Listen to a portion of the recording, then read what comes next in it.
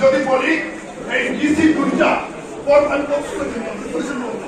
দুইটা ডিসি পর এনেছেন, দুইটা ডিসি একটা দলের, একজন বর্তমান যিনি আছেন তিনি ছাত্রী সংস্থার বিশ্ববিদ্যালয় নেত্রী, তিনি এখনো বসে আছেন। তিনি আমি নির্বাচিত, আমার প্রত্যাশা ছিল আমি জিতব। ওই ক্যাবিনেট সেক্রেটারি ডিসি তারা গৌরব দিওনো এবং সাতক্ষীরা অন্যগুলা এবং খুলনা বিভাগের 25টা সিট হাইজ্যাক করে নিয়ে গেছে। আমি মুকুল ভাই বলেছেন বলে বললাম, আমি এই লোকটি আমরা ঘৃণা করি।